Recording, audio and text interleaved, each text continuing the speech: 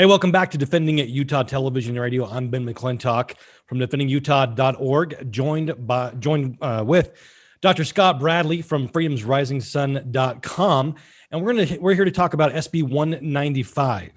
Now, this is sponsored by State Senator Vickers from down in Cedar City. And if you don't remember who Senator Vickers is, he's the one that dressed up like a king on the floor of the state Senate. So this bill supposedly is going to be giving you your rights back, is what it's being sold as this way to rein in the executive branch and the health department. But do you really think that a senator that dresses up like a king to make fun of his constituents is really working to restore your liberty? That's going to be on today's Defending It Utah Television. Again, if you like what we do, please go to defendingutah.org and become a member today. Just click on the membership tab. And also you can support us through this YouTube channel. Make sure you're subscribing and clicking on that bell for notifications. Also, make sure you're checking out Dr. Bradley's website, freedomsrisingsun.com. So, Dr. Bradley, thanks so much for joining us today. We have this bill, SB 195. And not to be confused with HB 195, which a lot of people have been confused with, and that's talking about voting amendments. So we want to make sure we don't get those two confused. We're talking about Senate Bill 195. And what it's claiming to do is rein in the powers that the legislature illegally gave to the executive branch and the health department back in 2015, if I remember correctly, on the exact year. Where they illegally gave their authority to legislate to the executive branch, which is completely illegal, completely a violation of the separation of powers. Then last year, during the special session, they introduced Senate Bill 3009, which would have given those powers to every city dictator across the state, and we were able to put a stop to that. And now they're saying that they're coming in to address this issue once more. And it's being sold as some way to solve this problem. There are people out there that are claiming that they need to be thanked for taking their powers as legislators back. Dr. Bradley, what do you think? Well, if that was what they were doing, I'd be wholeheartedly in favor of it. And I would be completely delighted, in fact. But what we have here, if you take just the PDF printout of it, I feel like sometimes I'm killing trees and running out of ink when I'm doing these things. This one's 1,763 lines. It's 57 PDF pages. And really, must be, what could go wrong with that kind of, with that length of bill? And here's part of the problem is that, we have, 11 or 1,200 bills that come out every year in the legislature. And our legislators, there's no way they can do the analysis on these things, and things get willy-nilly tossed through and just get voted on, and you vote for mine, I'll vote for yours kind of thing. Yeah. And I fear that that's what's going to happen with this one. It does not do what they're claiming it does.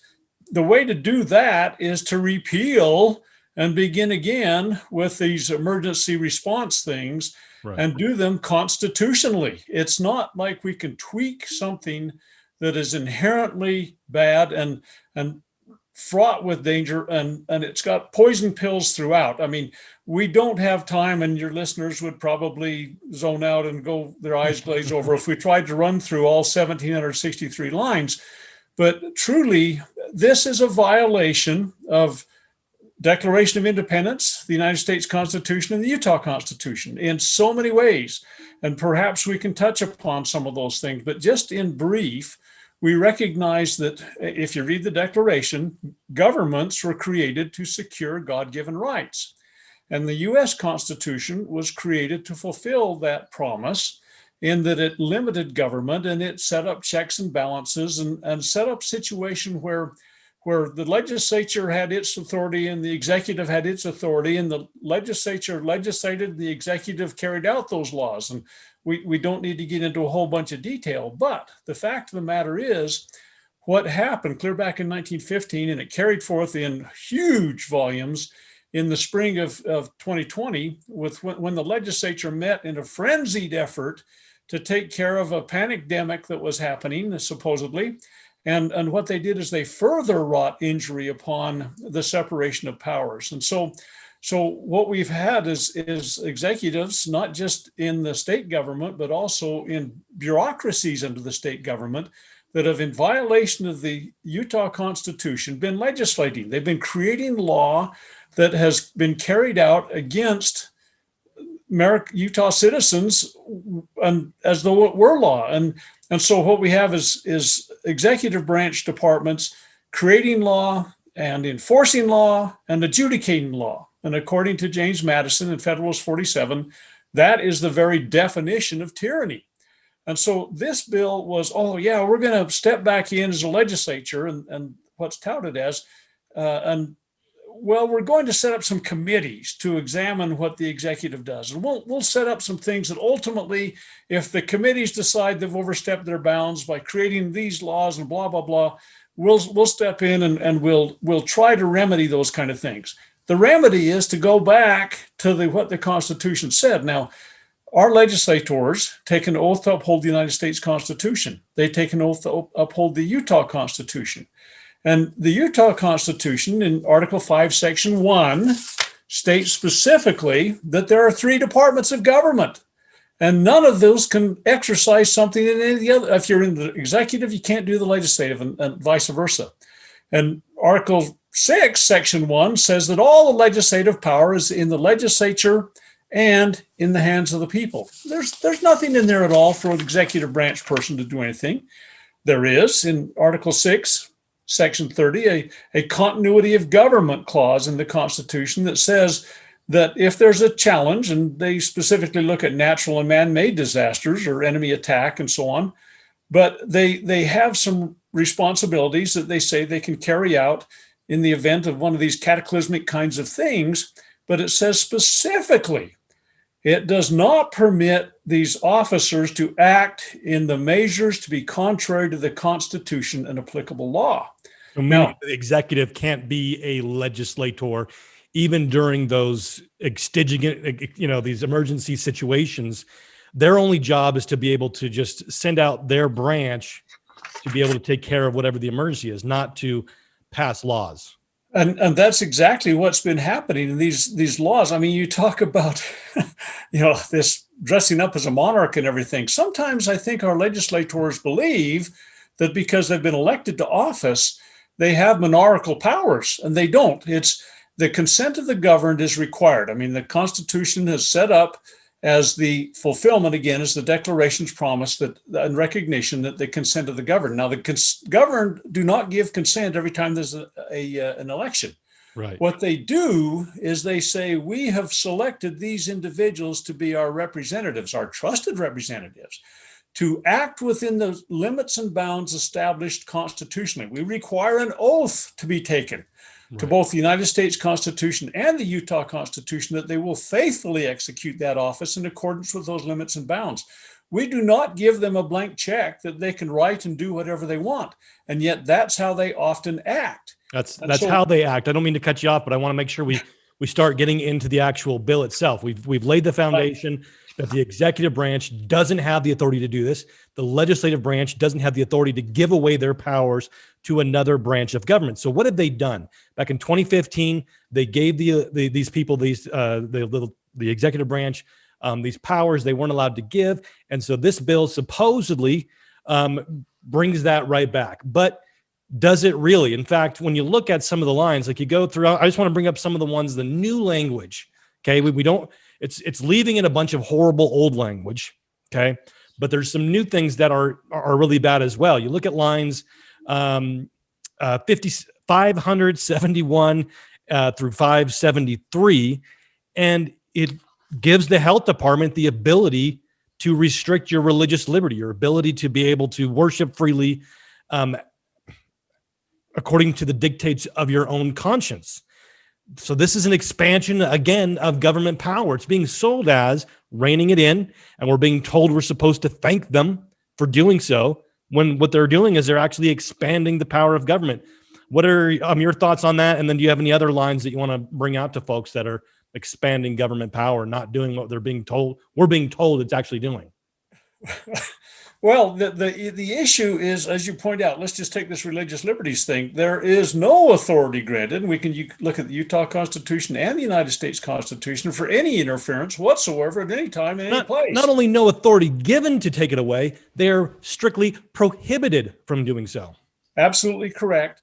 And the fact of the matter is that governments have historically been used to constrain religious liberty. That's why the First Amendment that was so firmly put in place. It doesn't prohibit people from worshiping. It doesn't say government has to take an adversarial relationship, as some people would interpret it. It basically says in the First Amendment we can't have a state-sponsored religion. However, we are allowing in this bill for them to intervene in a religious ceremony, some kind of worship service, some kind of formulaic kind of thing that religions do, to step in and say, nope, you can't do that. You can't. And it's basically giving color of law to things that have been going on, and we're encouraging it to continue. They're not restoring what should have been, and they're not going back to the original foundation. What they're doing is actually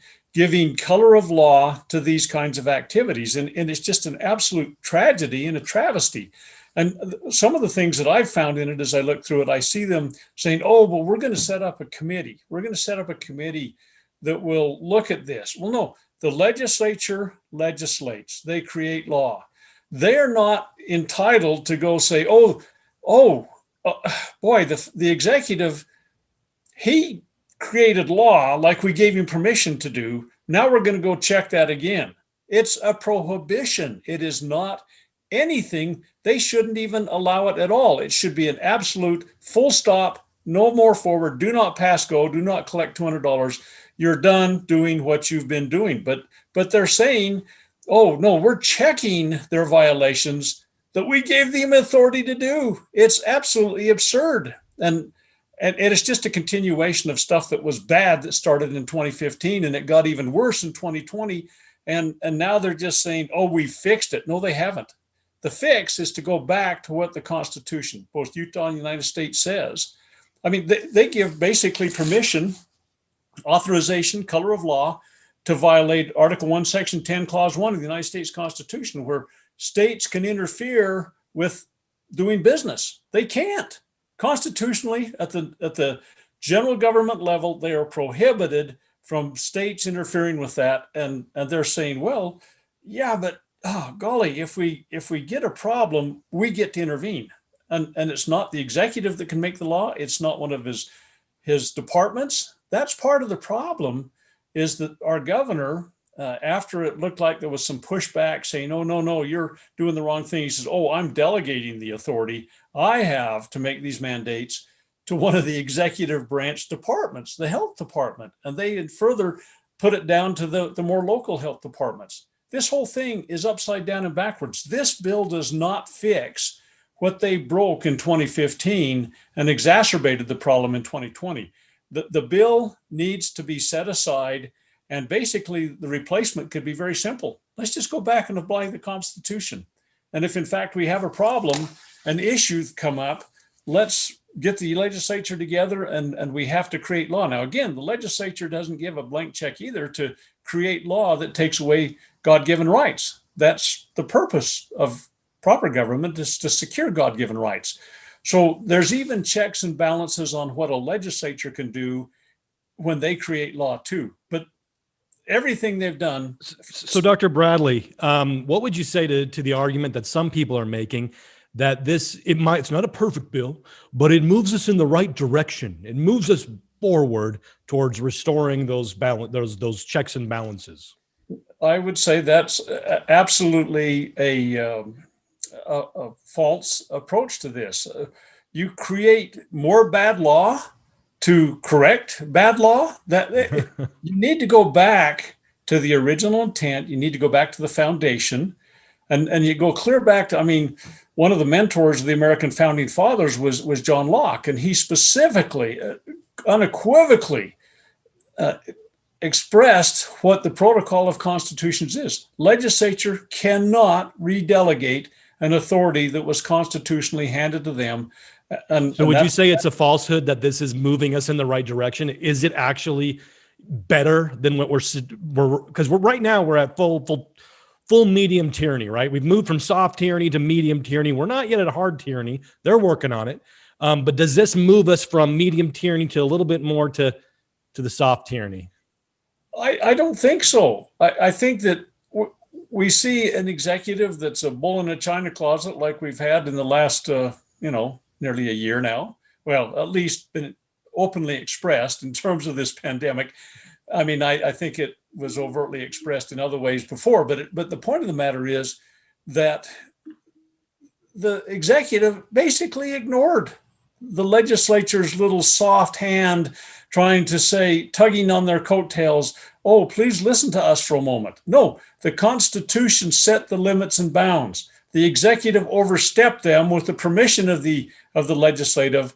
The legislative has been remiss, and they must reassert their assignment that was constitutionally delegated to them and say, we have put a full stop to this.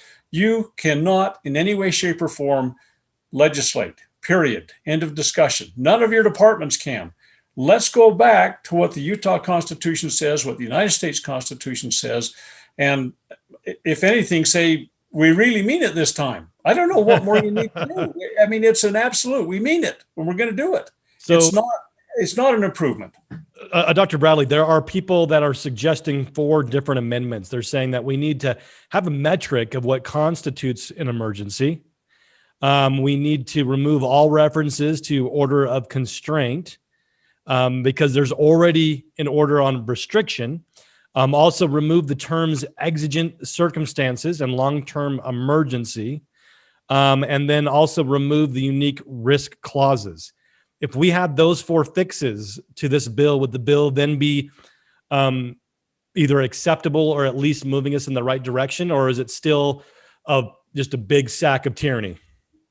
I don't believe defining the terms is going to be a solution. I don't think that you can say, well, this is an emergency that we can use to violate the Constitution.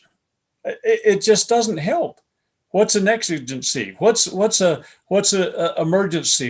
How do you? As if those situations will then, well, it's defined. Then we can give up our legislative powers to the governor.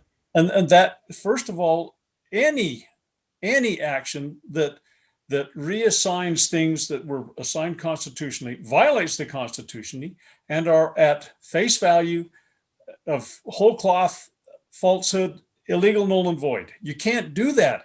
Even if you say, well, I guess in this definition, we can violate the Constitution or that one. No, what happens is you say, okay, if the Constitution is wrong, if it's flawed, if you must, then you got to amend the Constitution. You can't do it legislatively. Right. The Constitution is superior to, it's paramount to anything that a legislature does. Yeah. And so if the legislature by legislative action claims the authority to change the Constitution or the application of the Constitution, it violates the Constitution and they are in violation of their oath. Absolutely. So I wanted to kind of just wrap this up and just what's the takeaway? I want to make sure we don't miss anything. So I want to say this is adding more bad things to what's already bad. It's not helping the situation. We're not moving we're not moving the needle in a better direction. Are there any other bad new lines in this bill that you feel that we haven't addressed yet? That need to be addressed? There's hundreds that I don't think we have time to look at, but here's a kind of a takeaway. Tweaking does not solve constitutional issues. You can't do it by definition or hold your mouth a little differently. This is tweaking, but it doesn't carry it out. We need to set it aside and go back to the constitutional issues. And there's some people that you associate with, I'm sure, have heard of Ron Paul. And Ron Paul, I mean, he was in the United States legislature, and they had gobs of bills that came out. And one day we had a little bit of association years ago with Ron Paul. And it's like, Ron, how do you know whether you should vote for a bill or not? And he said, well, what I do is, how do you get through thousands of pages and read these and digest them and understand them? And he said, well, I read them far enough to find out whether it's constitutional or not. When I find an unconstitutional premise to it, I vote against it. You don't have to read all 57 pages in this one. You can say we violated our oath when we passed the thing in 2015 and in 2020. We cannot fix it by holding our mouth a little bit different or tweaking or defining, because you cannot, as a legislature, delegate to the executive the law-making authority. It simply is not constitutional.